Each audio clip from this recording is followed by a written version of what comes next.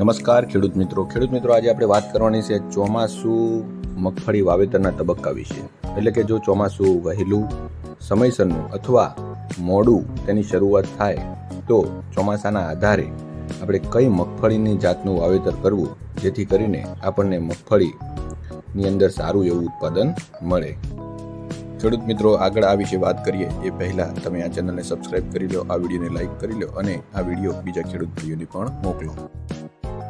ખેડૂત મિત્રો, આગોતરું વાવેતર કરવું હોય એટલે કે ચોમાસામાં વરસાદ શરૂ થાય એ પહેલાં પિયતની સગવડ હોય અને વાવેતર કરવું હોય એટલે કે મે મહિનાના છેલ્લા અઠવાડિયાથી જૂન મહિનાના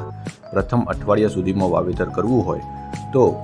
તેના માટે આપણે GAUG 141, GG11, GG13, JGJHPS1, GJG17 અને GG41 જેવી મોડી પાકતી વેલડી પ્રકારની મગફળીની જાતોનું વાવેતર કરવું। ખેડૂત મિત્રો, સમયસરનો વરસાદ એટલે કે 15 જૂનથી 30 જૂન સુધીમાં વરસાદ થાય તો સમયસરના વાવેતર માટે ઉઘડી અથવા અર્ધ વેલડી અથવા વેલડી એમ કોઈપણ પ્રકારની મગફળીનું જાતનું વાવેતર કરી શકાય, જેમાં અર્ધ વેલડી GG20 અને GJG22ને પ્રાધાન્ય આપવું તેમજ ઉઘડી જાતની અંદર GJG32 જાતની જે મગફળી છે તેનું વાવેતર છે એ કરવું જોઈએ।